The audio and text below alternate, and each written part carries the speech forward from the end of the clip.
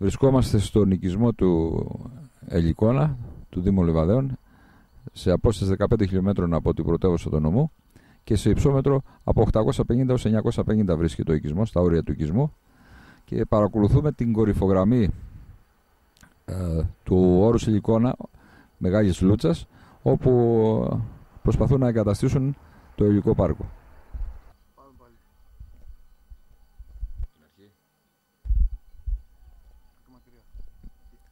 Βρισκόμαστε στον οικισμό Ελικόνας, είναι του Δήμου Λιβαδέων, που βρίσκεται σε απόσταση 15 χιλιόμετρα από την πρωτεύουσα του νομού, σε υψόμετρο 850-950 μέτρα είναι το όριο του οικισμού, και παρακολουθούμε το όρος Ελικών και την περιοχή Μεγάλης Λούτσας, όπου προσπαθούν να εγκαταστήσουν το ελικό πάρκο.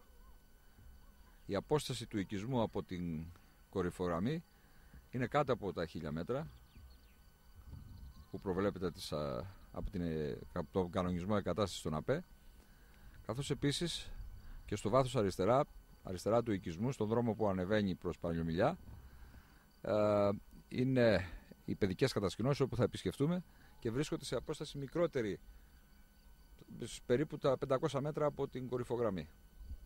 Θα επισκεφτούμε και το πίσω μέρος του βουνού, όπου θα τραβήξουμε και εκεί τα ανάλογα πλάνα.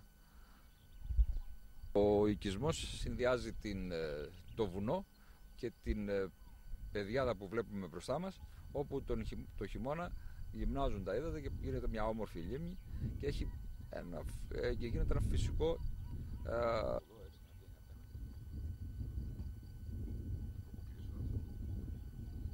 συνδυάζει αυτό το βουνό.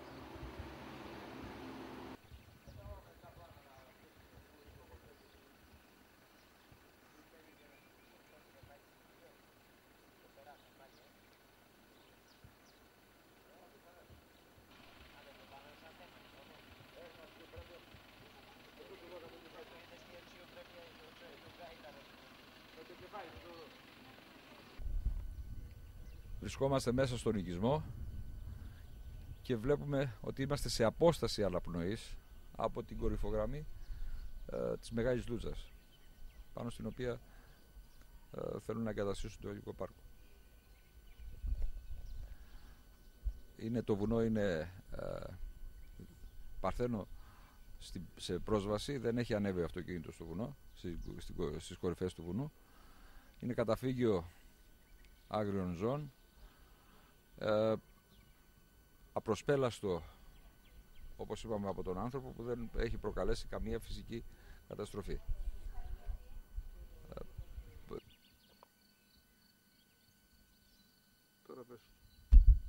Βρισκόμαστε στις παιδικές κατασκηνώσεις της Παλαιομιλιάς, σε υψόμετρο 1000 μέτρα.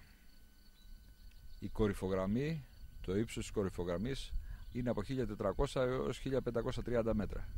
Βγάλτε μόνοι σας τα συμπεράσματα σε πόση απόσταση βρισκόμαστε από τις παιδικές κατασκηνώσεις. Βρισκόμαστε στο πίσω μέρος της κορυφογραμμής της Μεγάλης Λούτσας, στην πλευρά της Αρβανίτσας, από την οποία σκοπεύουν να ανεβάσουν το δρόμο. Όπως βλέπετε, το βουνό είναι καταπράσινο και θα διανοιχθεί δρόμος 14 χιλιόμετρων. Καταλαβαίνετε την καταστροφή την περιβαλλοντολογική που θα γίνει και τα δέντρα, τα έλατα τα οποία θα κοπούνε. Στην κορυφή της Μεγάλης Λούτσας, στην κορυφογραμμή της Μεγάλης Λούτσας, στο αλπικό τοπίο, που είναι και αυτό γεμάτο έλατα, θα γίνει επέμβαση 914 στρέμματα. Και στην διαδρομή για να ανέβουν απάνω, από ό,τι γράφουν στη μελέτη, θα γίνει μια επέμβαση γύρω στα 800 στρέμματα.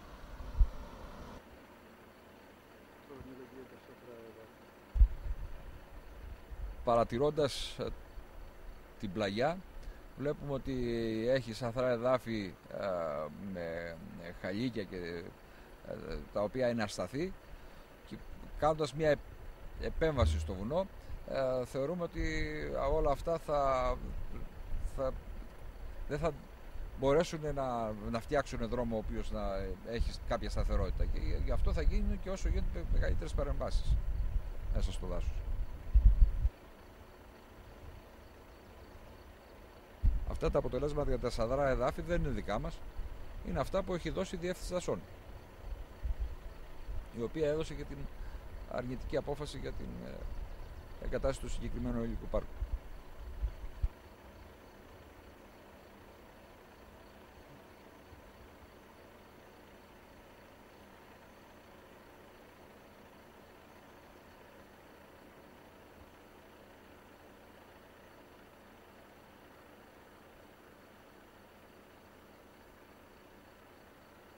Εδώ παρατηρούμε το πυκνό δάσος.